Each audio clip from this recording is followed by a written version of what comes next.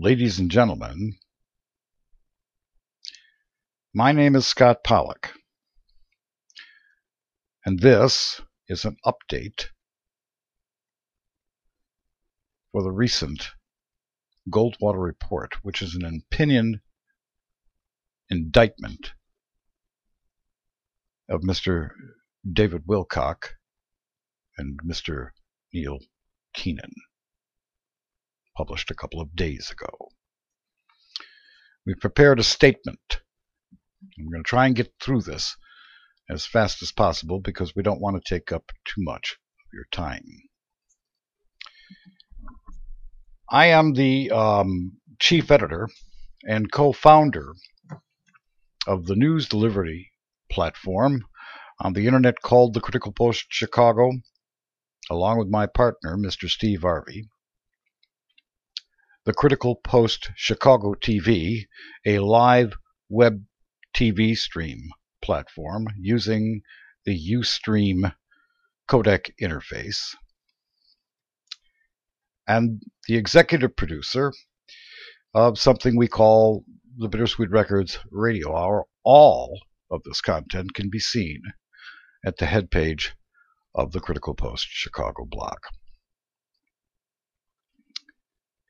These are all subsidiaries of a parent company called Worldwide TMA, or Worldwide Talent Management Associates, which is a media platform and delivery service. So in other words, to provide transparency, this message is being produced to let you see who we are and tell you who we are. You can find our story by going to the About Us section of the Critical Post Chicago, and it's all up there for all of you to read up on. For comment, you can contact our lead writer and publicist, Mr. Brian Sidler, at the following email address: bsidler@thecritical-post.com. That is, Brian Sidler at this email, bsidler, S-I-D-L-E-R, at thecritical-post.com. And we will respond there. Or you can contact us directly through our Skype phone number, 312-544-0134.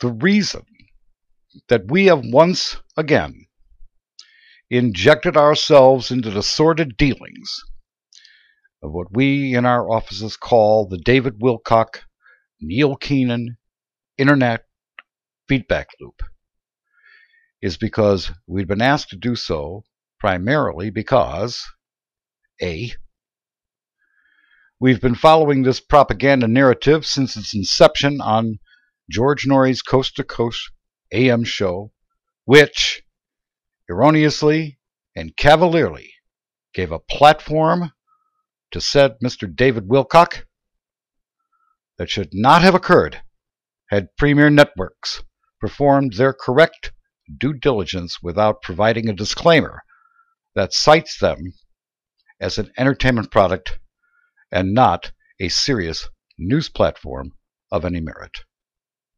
We repeat, Premier Networks does not cite that disclaimer anywhere on Mr. Norrie's website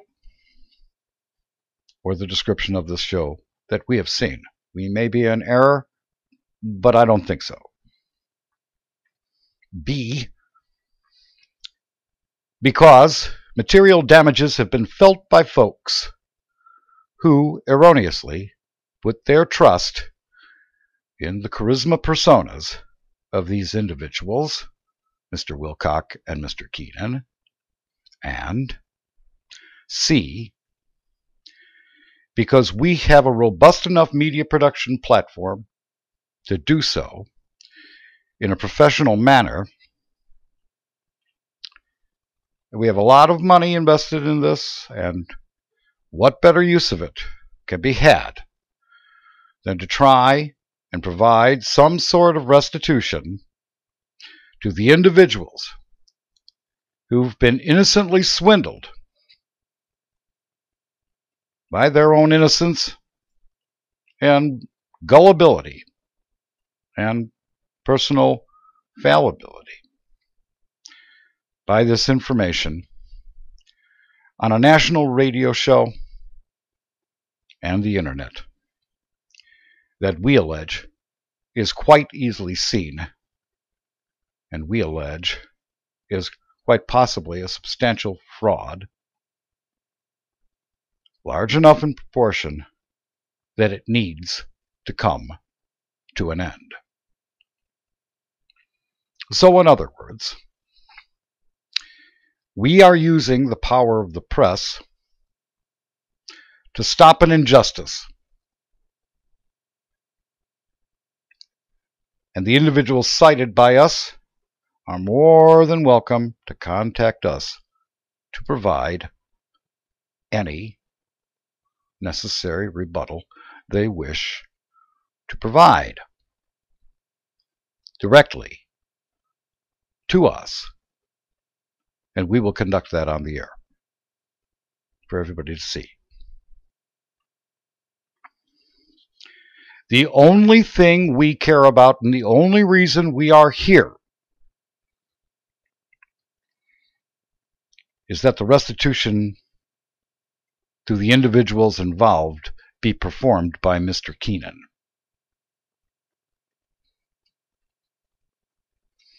So, having said all that,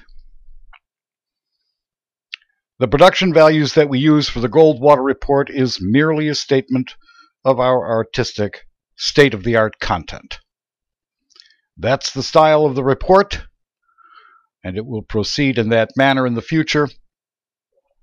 But just so you understand, the man behind the sunglasses is myself. And believe me when I tell you, I really don't want to have to sit at this news desk. But I have to be the anchor right now because we can't afford an anchor for the Goldwater report or this news desk. Unfortunately, that's the way things are. Until such time in the future, that can change. And let me show you a couple of things here regarding our work in trying to get Mr. Keenan to come on the air in the future. And this goes as far back as February earlier this year.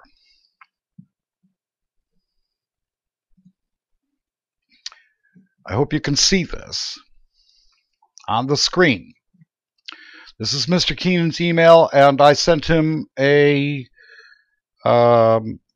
email that said, Mr. Keenan, whenever you want to provide any kind of bona fides or provenance as to the claims you're making, we will give you a properly formatted forum to do so, at which point on February 12th, 2014 at 6:44 p.m., he said, Scott, I am ready when you are to go and take them by their necks. Should have been done a long time ago. And then after that, he filed something else after establishing his own news blog or information blog somewhere on, let's see, February 23rd,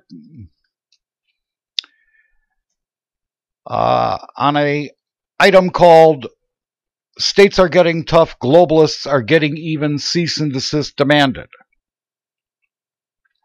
At which point we sent a courteous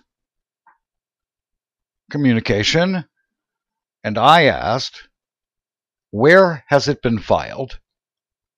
Is there a copy with a notary or apostille? May we have that copy for our articles to cover this action? And thank you in advance for your kind consideration in answering. Cheers, Scott Pollock, Chief Editor of the Critical Voice Chicago. And this again was on in an email titled, "Has this been officially filed?" and was done on February 23rd, and we hope you can read that if the rendering of the this report doesn't pixelate it.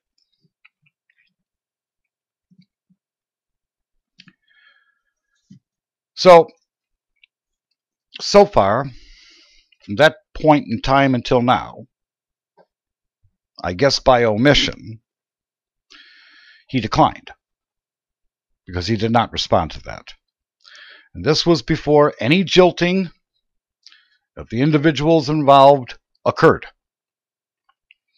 As a matter of fact, the individuals involved actually came to Mr. Keenan's defense earlier because we were questioning this. I personally was questioning this, and apparently, again, they did that in error because they shouldn't have defended anything. There was nothing to defend. Now, all we'd kindly ask is that folks on the internet who are witnessing this to please be kind to the cadre and small group of ladies who've in the past allowed themselves to be duped by this man out of their gullibility and innocence. All of them that we have had contact with, and we have not had contact directly with the main individual involved who contributed the most money, but we know that they thought they were doing the right thing. Now, I'm quite convinced of that they were trying to do the best things that they could out of a sense of true altruism or selflessness for the good of everyone. There are some people out there alleging that they were after financial gain. We don't know. We have not asked these questions. We can't either verify or deny that there was financial gains being promised. We don't know. But the problem with that, however, is a clear statement of one of Murphy's laws that simply states anything that can go wrong will go wrong. And two more things, one of which is an old adage that says the road to hell is paved with good intentions. The other thing is this. A very famous newsman who was once reputed to be the most trusted man in America, Walter Cronkite, once said, "I am worried about the encroachment of entertainment upon the news." Again, let me repeat the famous quote by Mr. Walter Cronkite. "I am worried about the encroachment of entertainment upon the news." It is in the spirit of that quote that the Critical Post Chicago has been founded. Ladies and gentlemen, this isn't an entertainment platform.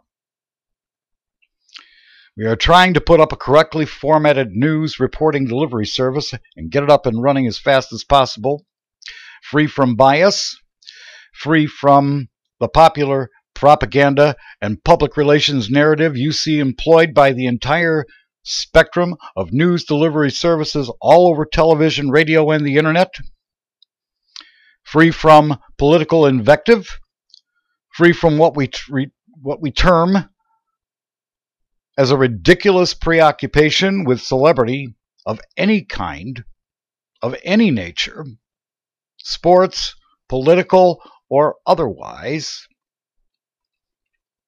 which is employed by every other news platform we are witnessing.